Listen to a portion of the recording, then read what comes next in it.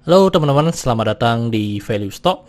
Hari ini saya akan membahas analisa fundamental saham auto kuartal ketiga tahun 2021. Oke, ini disclaimer-nya. Yang pertama, ini merupakan sharing analisa fundamental, bukan ajakan beli jual ataupun hold suatu saham, dan keputusan investasi ada di tangan teman-teman selaku investor.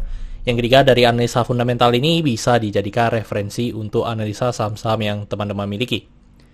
Oke, pertama-tama kita masuk ke bisnis model dari saham auto ini. Untuk kegiatan usahanya bergerak di bidang industri suku cadang otomotif. Jadi untuk sumber income-nya berasal dari penjualan spare part-nya, dan untuk spare part-nya ada apa saja, teman-teman bisa langsung kunjungi ke website-nya mereka. Terus untuk terkait segmen usaha atau market-nya di Indonesia dan sudah dilakukan ekspor ke luar negeri. Untuk terkait kasus hukum, saat saya membuat video ini saya tidak menemukan adanya kasus hukum yang terkait dengan auto. Untuk kepemilikan saham dimiliki oleh Astra sebesar 80% dan masyarakat sebesar 20%. Dan kita bisa lihat dari segi pendapatannya, untuk pendapatan dari auto ini mengalami kenaikan sebesar 27,9%. Dan saya asumsikan kuartal keempatnya memiliki kinerja yang sama dengan kuartal ketiga, maka sampai akhir tahun akan mengalami kenaikan sebesar 23,2%. Terus dari segi net profitnya juga mengalami kenaikan yang dimana 2020 kuartal ketiga itu masih mengalami kerugian, dan sampai akhir tahun juga mengalami kenaikan yang sangat signifikan dibandingkan dengan tahun sebelumnya. Terus untuk dari segi asetnya mengalami kenaikan dan kenaikannya sebesar 9,9%, dan kenaikan aset ini juga didukung dari kenaikan hutangnya sebesar 29,9%, dan dari segi modalnya juga mengalami kenaikan dan kenaikannya sebesar 3%.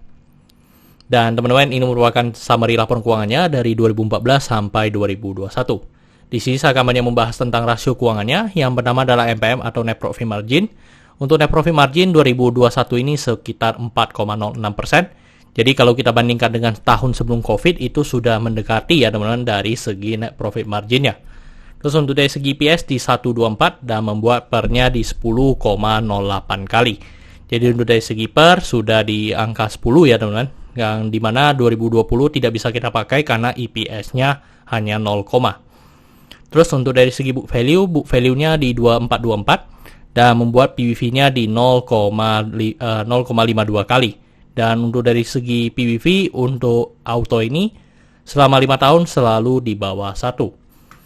Terus dari segi DER-nya di 0,44 kali, dan ini juga bagus, yang dimana DER-nya selama auto dari 2014 sampai 2021 ini selalu di bawah 1.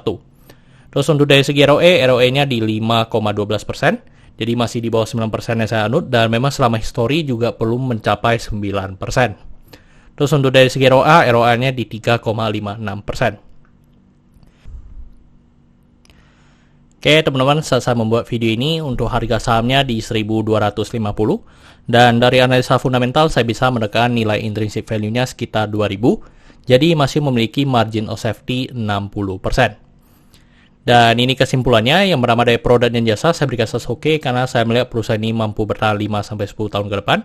Untuk ICG saya berikan status oke karena tidak memiliki kasus hukum, yang kedua memiliki pemegang saham mayoritas. Untuk revenue, net profit, dan aset saya berikan status oke karena mengalami kenaikan. Untuk liability saya berikan status oke karena DER-nya di bawah 1. Untuk book value saya berikan status oke karena harga jual sekarang masih di bawah harga book value-nya. Untuk sektor sebenarnya tidak ada hal yang perlu kita concern, jadi jika liability-nya oke, saya berikan sektor ini oke. Untuk ROE saya berikan status no karena tidak mencapai 9%. Tetapi mungkin karena bisnis modelnya juga ya teman-teman, yang dimana untuk industrinya untuk ROE mencapai 9% itu cukup susah.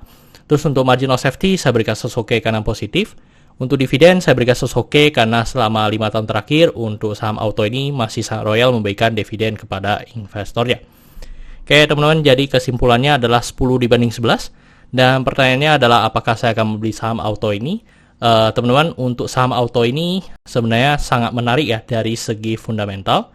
Tetapi saya tidak masuk karena saya sudah memegang saham-saham yang saya punya. Dan saya juga cukup memegang banyak saham, jadi saya sudah tidak masuk dulu untuk di saham auto ini. Oke teman-teman, saya rasa cukup sekian untuk video kali ini. Jangan lupa untuk like dan subscribe. Jangan lupa juga untuk follow saya di Instagram saya di Royken13. Dan teman-teman, saya ada membuat grup Telegram, jadi teman-teman bisa join grup Telegram saya di Value Stock. Untuk linknya teman-teman bisa dapatkan di deskripsi di bawah. Dan jika teman-teman ada kode saham yang ingin saya buatkan analisa seperti ini, silakan tinggalkan di kolom komentar untuk kode sahamnya. Oke teman-teman, see you in the next video. Bye-bye.